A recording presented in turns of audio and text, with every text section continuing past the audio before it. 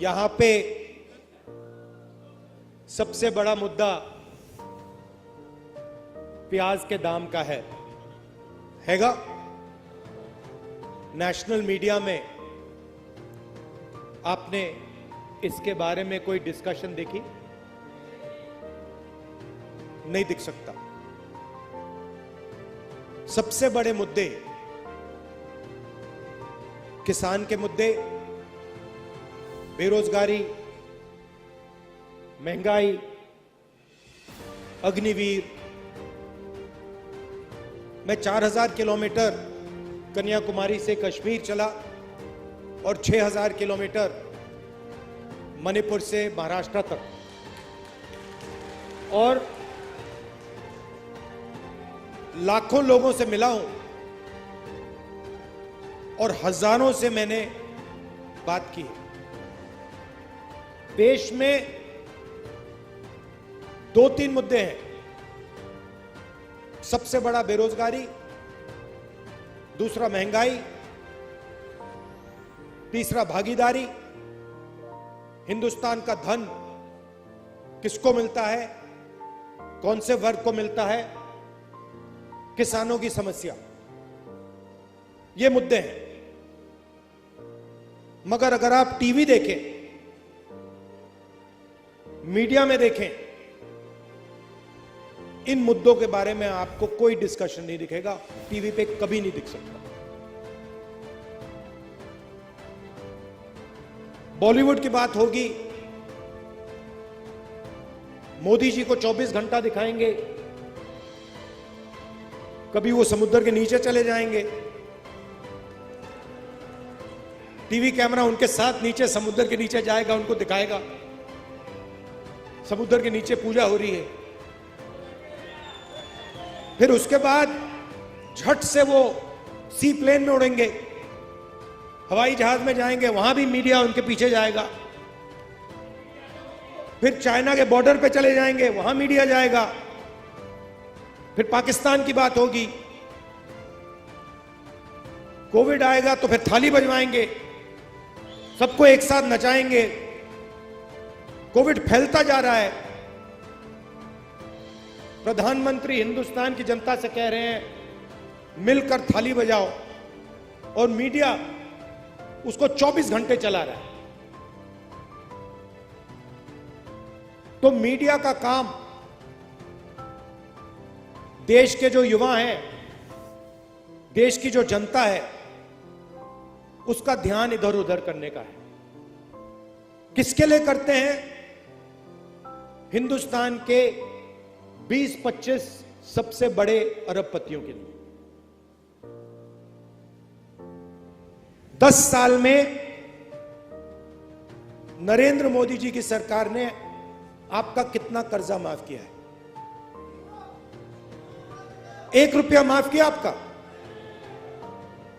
3 कानून लाए। आज किसान दिल्ली में रामलीला मैदान में खड़े हैं। महीने दिल्ली के बॉर्डर पे खड़े थे। आपका 1 रुपया कर्जा माफ नहीं किया।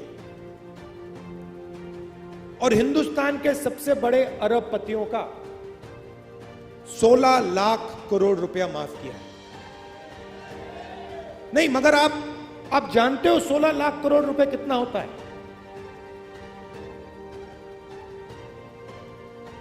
ऐसा बड़ा नंबर है। आम आदमी को, किसान को, मजदूर को, हमें यह नंबर समझ ही नहीं आता। अरबपति को आपने बताया कि देखिए 16 लाख करोड़ रुपए है, उनको एकदम समझ आ जाती है बात। मनरेगा में 65,000 करोड़ रुपए लगता है साल का। उससे करोड़ों लोगों को रोजगार मिलता है। आपका हमने तकरीबन 70,000 करोड़ रुपया जब यूपीए की सरकार थी कर्जा माफ किया था, आपको याद होगा।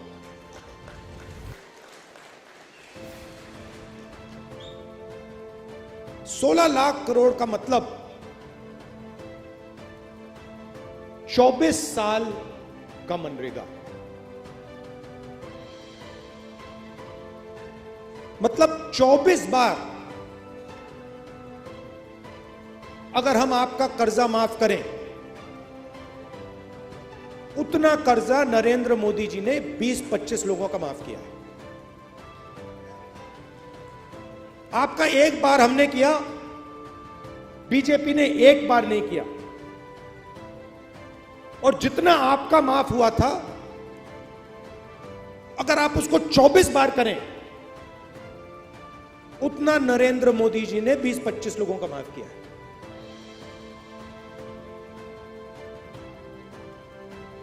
वो जो 20-25 लोग हैं, आज उनके पास उतना ही धन है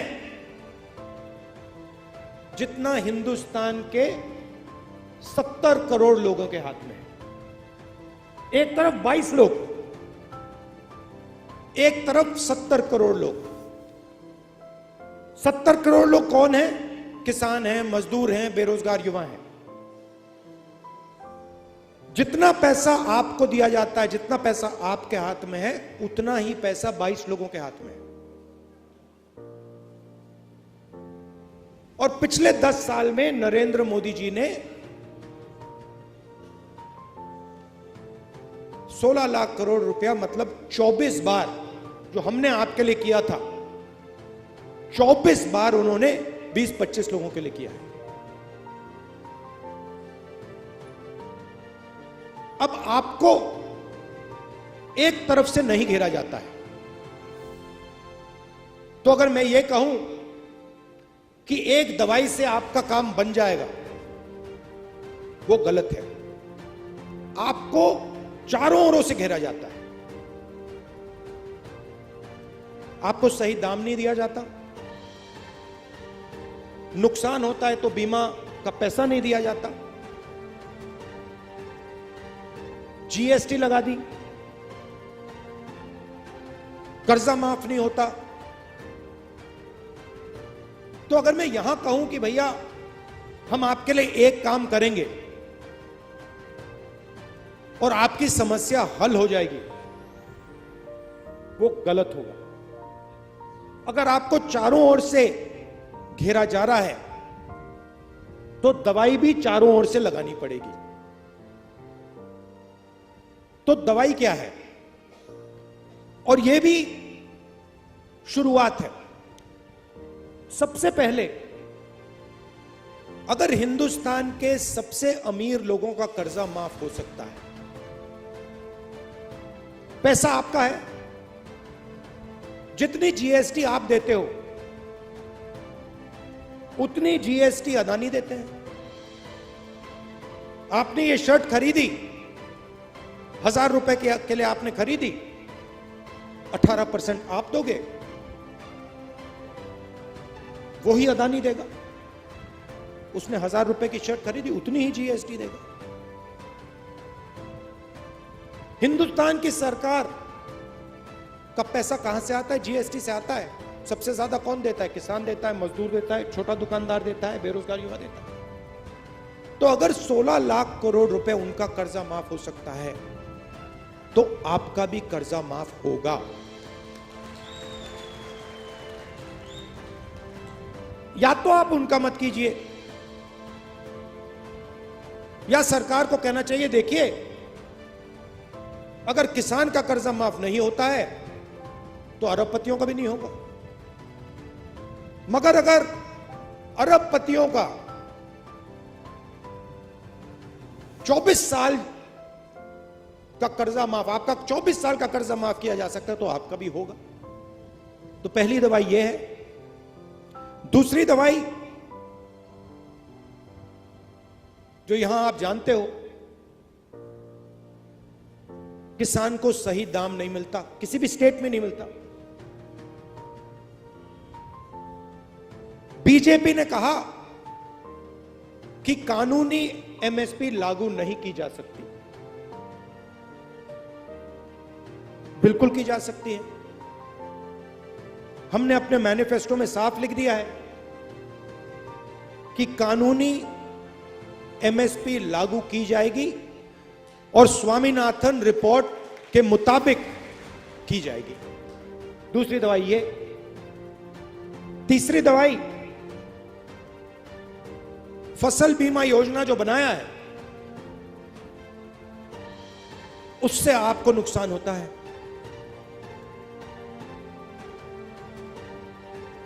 पंद्रह 16 कंपनियां हैं,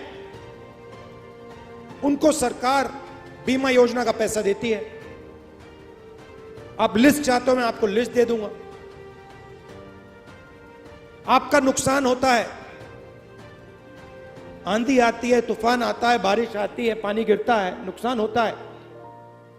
आपको कहते हैं भैया आपको कॉम्पेंसेशन नहीं मिलेगी, वो आपको मुआवजा नहीं देंगे। तो तीसरी दवाई, फसल बीमा योजना को रीस्ट्रक्चर करना। फसल बीमा योजना का काम आपकी रक्षा करने का है, उद्योगपतियों की रक्षा करने का नहीं है। तो तीसरी दवाई ये। चौथी दवाई, जैसे ही आपको प्याज बेचने का समय आता है, एकदम एक्सपोर्ट इंपोर्ट पॉलिसी को बदल दिया जाता है। एक्सपोर्ट इंपोर्ट पॉलिसी की ट्यूनिंग आपको मारने के लिए की जाती है। तो अगर हमारी सरकार आएगी, एक्सपोर्ट इंपोर्ट पॉलिसी से आपकी रक्षा होगी, आपकी प्राइस की रक्षा होगी, आपको आपका जो दाम है, एक्सपोर्ट इंपोर्ट पॉलिसी उसकी रक्षा करेगी। और आखिरी चीज जो जीएसटी है, जो पहली बार किसानों पर टैक्स लग रहा है, अलग अलग तरीके के टैक्स हैं, अलग अलग लेवल के टैक्स हैं। इस जीएसटी को हम स्टडी करके एक टैक्स देंगे आपको, और हमारी पूरी कोशिश होगी कि किसान जीएसटी में ना रहे। मगर ये जो सब है, ये सब आपकी मदद करने के तरीके हैं। मगर जब तक एक व्यक्ति किसान का दुख को नहीं समझता है, किसान की मेहनत की इज्जत नहीं करता है, तब तक वो किसान की मदद नहीं कर सकता है। तो सबसे जरूरी बात यह है कि हमारे दरवाजे, चाहे वो महाराष्ट्र की सरकार हो, दिल्ली की सरकार हो, हमारे दरवाजे आपके लिए खुले रहेंगे। और आपको यह लगेगा कि दिल्ली में किसानों को रक्षा करने वाली सरकार है, किसानों की आवाज को सुनने वाली सरकार है। देखिए, जवान देश की रक्षा करता है, बॉर्डर पर रक्षा करता है, बाहर से कोई ना आए, उसकी जिम्मेदारी जवान की है। उधर उन्होंने अग्निवीर लागू कर दिया, 2 तरीके के शहीद बना दिए। 6 महीने की ट्रेनिंग मिलेगी, अग्निवीर को 6 महीने की ट्रेनिंग मिलेगी। चाइना को जो सैनिक है उसको 3-4 साल की ट्रेनिंग मिलेगी। अग्निवीर को पेंशन नहीं मिलेगी, कैंटीन नहीं मिलेगी, शहीद का दर्जा नहीं मिलेगा। और उसके साथ जो जवान लड़ेगा उसको शहीद का दर्जा मिलेगा, उसको पेंशन मिलेगी, उसके परिवार की रक्षा होगी। तो अग्निवीर ने सेना को कमजोर किया है, और वो जो हमारे जवानों के साथ कर रहे हैं वो हिंदुस्तान के अंदर आपके साथ कर रहे हैं। अगर जवान देश की बॉर्डर की रक्षा करता है तो आप देश के अंदर हमारी रक्षा करते हो। तो सरकार का फर्ज बनता है कि वो जवान की रक्षा करें, और किसान की भी रक्षा करेंगे, क्योंकि आपके बिना, मैं बता रहा हूं, आपके बिना देश नहीं चल सकता। देश बढ़ जाएगा, टूट जाएगा। और मैं दिल से बात कर रहा हूं, कभी भी आपको जरूरत हो, हमारे दरवाजे, मेरे दरवाजे, सरकार के दरवाजे आपके लिए खुले हैं। आप सब यहां आए, दिल से आपका धन्यवाद करना चाहता हूं। शरद पवार जी, संजय राउत जी, हमारे जो सीनियर नेता हैं और जो किसान आए हैं, सबका बहुत बहुत धन्यवाद। नमस्कार, जय हिंद।